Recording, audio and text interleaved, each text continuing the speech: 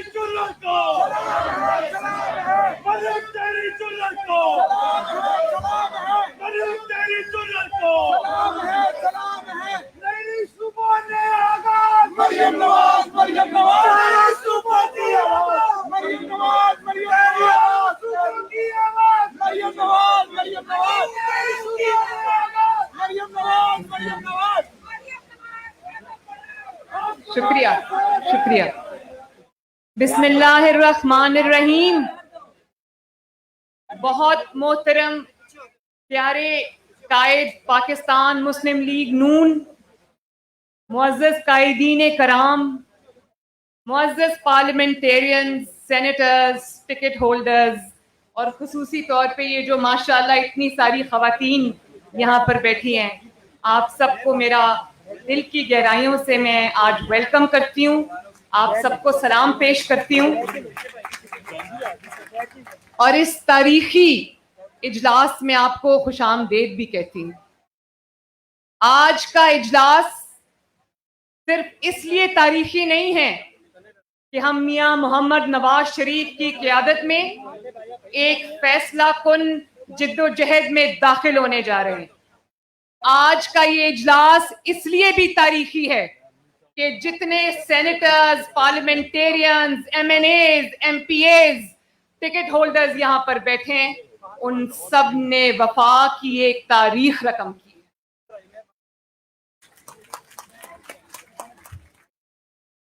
آپ سب نے نہ صرف وفا کی تاریخ رقم کی ہے، بلکہ آپ سب نے جد و جہد کی. آپ سب نے پاکستان کا جو مسلم لیگ کا کلچر تھا، خواجہ آصف نے بالکل ٹھیک کہا کہ آپ نے 72 سال کے بعد مسلم لیگ کا کلچر بدل دیا. جس طرح آپ ظلم کے سامنے، جبر کے سامنے، دھونس اور دھاندلی کے سامنے آپ کھڑے رہے ہیں، اپنے قائد کے ساتھ، اپنی جماعت کے ساتھ، قائد کے موقف کے ساتھ، قائد کے نیریٹو کے ساتھ، اپنی بہن کے ساتھ، اپنی بیٹی کے ساتھ. میں آپ سب کو دل کی گہرائیوں سے نہ صرف سلام پیش کرتی ہوں بلکہ سلوٹ کرتی ہوں.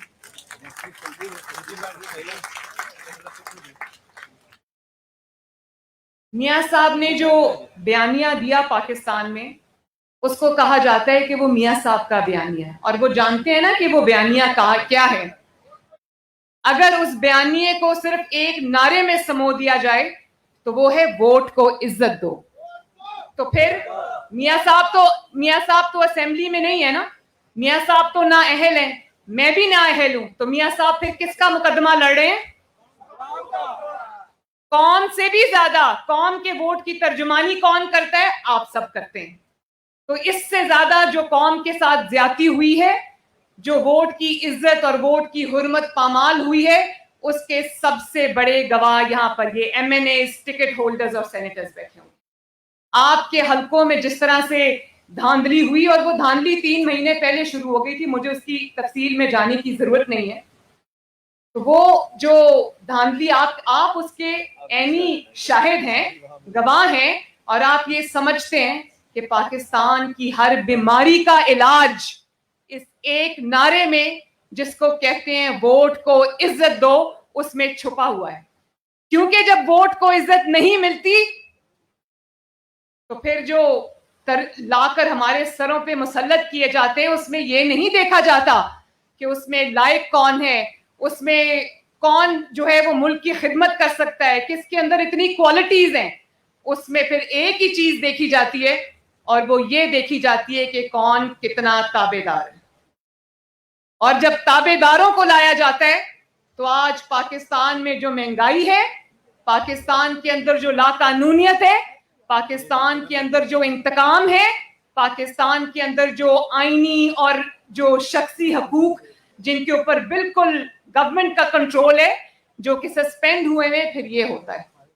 اور جب میاں صاحب آپ کا مقدمہ اٹھاتے ہیں، آپ کی جنگ لڑتے ہیں، پاکستان کے عوام کی جنگ لڑتے ہیں، جب وہ کہتے ہیں کہ آئین کی عزت ہونی چاہیے، جب وہ کہتے ہیں کہ قانون کی عزت ہونی چاہیے، جب وہ کہتے ہیں کہ انتقام نہیں احتساب ہونا چاہیے، جب وہ کہتے ہیں کہ میرے لوگوں کی ترجمانی ہونی چاہیے, ووٹ کے جو بکسے ہیں اس کے اندر جس کا ووٹ ڈالا جائے اسی کے نام نکلا جائے, تو پھر ان کے اوپر غداری کے مقدمے بنتے ہیں, ان کے اوپر غداری کے پرچے کٹتے ہیں. تو مجھے ایک بات بتائیں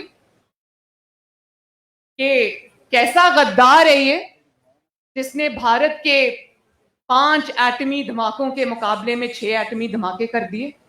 کیسا غدار تھا یہ جس نے آنے والی نسلوں کے لیے پاکستان کا جو سیکیورٹی تھی, پاکستان کا جو ڈیفنس تھا, اس نے اس کو مضبوط کر دیا. کیسا غدار ہے یہ جس کی غداری کی گواہی چاگی کے پہاڑ بھی دیتے ہیں. کیسا غدار تھا یہ, کیسا غدار تھا یہ جو JF-17 تھنڈر بنا گیا اور پاکستان کے ڈیفنس کو ناقابل تسخیر بنا گیا. کیسا غدار تھا وہ جو موٹر وے بنا گیا جس پہ ضرورت پڑنے کے اوپر جنگی جہاز لینڈ بھی کر سکتے ہیں اور ٹیک آف بھی کر سکتے ہیں. کیسا غدار تھا وہ جب وہ اقتدار میں آیا تو پاکستان کی ہر گلی سے, پاکستان کے ہر شہر سے بارود کی بو آتی تھی. پاکستان کے شہروں میں شہریوں پر ڈرون حملے ہوتے تھے, دھماکوں میں, بم دھماکوں میں روز لوگ شہید ہوتے تھے. کیسا غدار ہے وہ کہ اپنے سینے پہ اپنی سیکیورٹی رسک کو لے کر وہ ضرب عضب اور رد الفساد لڑ کر, کہتے ہیں نا کہ اس کے پیچھے فوج تھی, بالکل رد الفساد میں ضرب عضب کے پیچھے فوج تھی, لیکن آگے نواز شریف کھڑا تھا.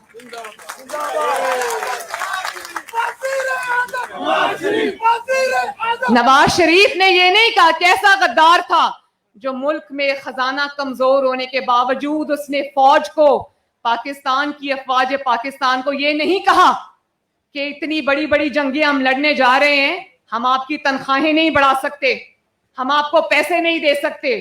اس نے اپنی حکومت کا پیٹ کاٹ کر پیسے نکال کر جو ہے وہ دیے اس جنگ کے لیے اور آگے بڑھ کے وہ جنگ لڑی. کیسا غدار ہے وہ جس کو جب پاکستان ملا تو 20-20 گھنٹے لوڈ شیڈنگ ہوتی تھی, پاکستان کو روشنیاں دے کر چلا گیا. کیسا غدار تھا وہ. اور پھر بڑے افسوس کی بات ہے, کل اسلام آباد ہائی کورٹ سے یہ حکم آیا کہ اشتہاری ڈکلیئر کیا جائے اور اس کے پرچے جو ہیں اور اشتہار جو ہیں وہ جگہ جگہ لگائے جائیں. آپ لگائیں اشتہار, اس میں بے شک آپ نواز شریف کا چہرہ ڈال دیں, لیکن جب آپ غداری کا, بھگوڑے ہونے کا اشتہار لگائیں گے تو لوگوں کو اس میں جنرل پرویز مشرف کی شکل نظر آئے گی. لوگ اس میں نواز شریف کو نہیں دیکھیں گے, اس میں ان کو جنرل پرویز مشرف کی جھلک نظر آئے گی, جو آرٹیکل 6 کا مرتکب ہوا, جس کو عدالتوں نے سزا دی, اور نتیجتاً کیا ہوا کہ پاکستان میں پہلی مرتبہ اس عدالت کو اس صفحہ ہستی سے مٹا دیا گیا. وہ قانون کو, آئین کو, پاکستان کے 22 کروڑ عوام کو مکے دکھاتا ہوا نکل گیا, اور کسی عدالت کی, کسی جج کی اتنی جرت نہیں ہوئی کہ اس کو دلکار سکے کہ تم بھی ملک میں واپس آؤ. اور پھر کہتے ہو کہ ہم ڈھول بجائیں گے. نیب نے کل کہا کہ ہم ڈھول بجا کے اعلانات کریں گے کہ نواز شریف کو واپس لاؤ.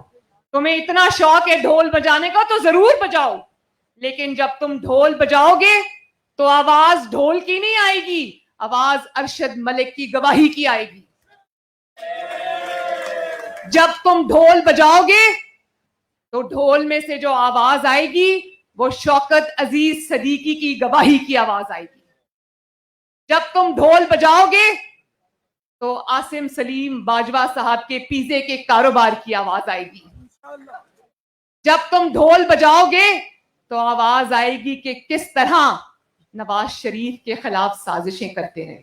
آواز آئے گی کہ نیب کو کچھ خاص فیس اور کچھ خاص کیس ہی کیوں نظر آتے ہیں. آواز آئے گی کہ قاضی فائز عیسیٰ جیسے اپ رائٹ جج, ان کی وائف جو سرینا عیسیٰ ہیں, وہ تو لاٹھیاں ٹیکتے ہوئے عدالتوں کے چکر لگاتی ہیں, FBR کے باہر کھڑی ہو کے انتظار کرتی ہیں, لیکن جنرل عاصم سلیم باجوہ کی وائف, عمران خان صاحب کی بہن, ان کو تو کوئی عدالت, کوئی نیب بلانے کی جرت نہیں کر سکتا. اور جب آپ ڈھول بجائیں گے تو ابھی کل جو انکشافات آج میاں صاحب نے آپ کو اسکرین پہ دکھائے ہیں تو اس میں جو بشیر میمن صاحب ہیں ان کی گواہی کی آواز آئے گی. نواز شریف کی آواز تو آپ نے بند کر دی. نواز شریف کی تقریر ٹی وی پہ دکھانے کی اجازت نہیں ہے, لیکن نواز شریف کی آواز اب ٹی وی پر دکھانے کی ضرورت بھی نہیں ہے. نواز شریف کا مقدمہ گلی گلی, محلے محلے, گھر گھر پہنچ چکا ہے. اب آواز اس کی بند کرو گے کہ تو اس کی آواز گونجے گی انشاءاللہ. اور نواز شریف کی آواز اس گلی محلوں گھروں تک پہنچانے میں میڈیا کا کردار تو ہے, میاں صاحب کے نیریٹو کا کردار تو ہے, آپ سب کا ہے, لیکن سب سے زیادہ جس چیز نے آواز وہ گلی گلی پہنچائی ہے وہ نواز شریف کے ساتھ ہونے والے ظلم نے وہ آواز گلی گلی پہنچائی ہے. اور میری اب کیونکہ مغرب کا ٹائم ہے تو مجھے اس کو جلدی ختم بھی کرنا ہے ابھی, لیکن میں آپ سے ایک بات یہ کہنا چاہتی ہوں کہ آج یہ بھی آوازیں آتی ہیں نا کہ نواز شریف بیمار ہیں, باہر ہیں, تو اندر کیوں نہیں آتے, واپس کیوں نہیں آتے, اور شاید کارکنوں کو لڑنے کے لیے چھوڑ دیا ہے.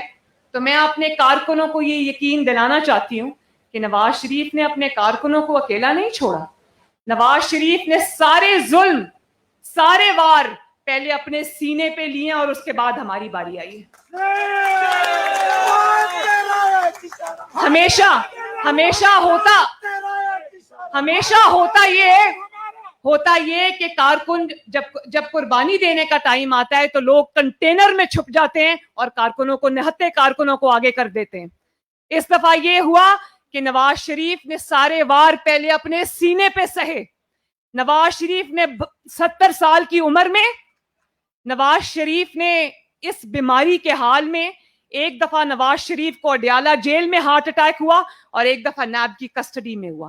وہ سب نواز شریف نے پہلے اپنے اوپر سہا اور اس کے بعد اس نے کارکنوں کو آواز دی. اور آج بھی انہوں نے جب آواز دی ہے تو انہوں نے یہ نہیں کیا کہ وہ لندن میں بیٹھے, انہوں نے اپنی بیٹی کو, اپنی نہتی بیٹی کو کارکنوں کی صف میں پہلے کھڑا کیا.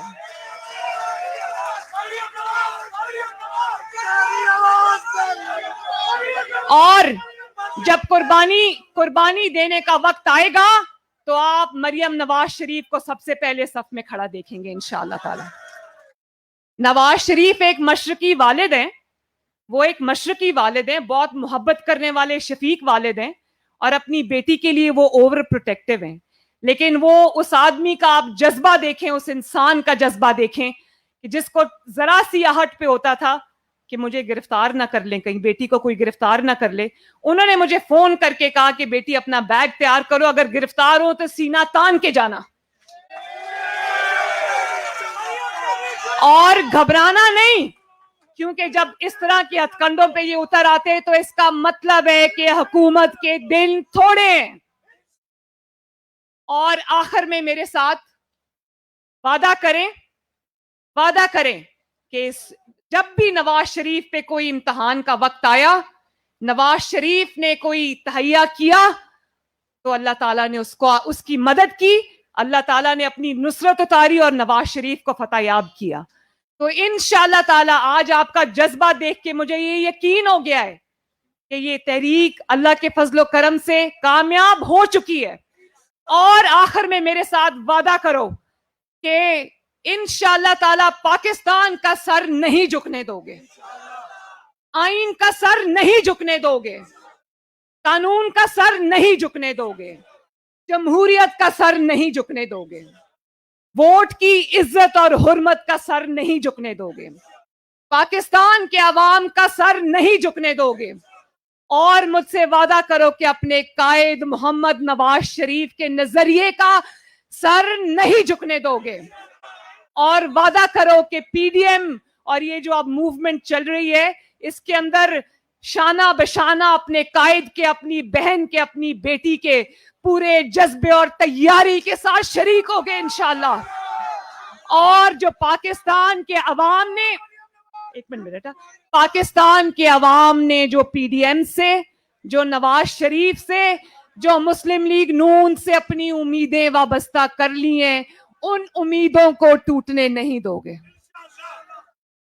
ایک جو بھی آج آپ اٹھا کے دیکھ لیں, چاہے وہ کاروباری ہو اس کی امیدیں ہیں, یا وہ ریڑی والا ہو, یا وہ تاجر ہو, یا وہ میڈیا پہ ظلم ہو رہا ہو, یا کوئی جج ہے جس کو نشانہ بنایا ہو, یا کوئی بھی ہے, وعدہ کرو کہ ان کی امیدیں جو نواز شریف سے وابستہ ان کو ٹوٹنے نہیں دو گے.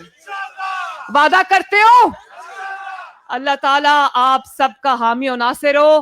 پاکستان زندہ باد.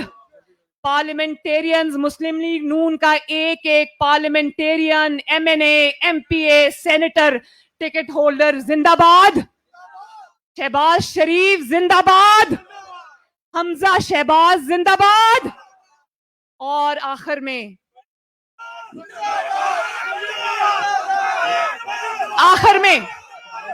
نواز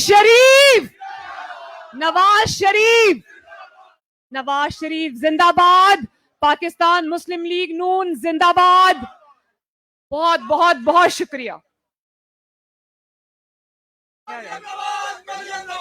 یہ تھی وقت کی آواز, پاکستان کے مستقبل کی آواز, مریم نواز. بلا تاخیر ہمارے بہت ہی پیارے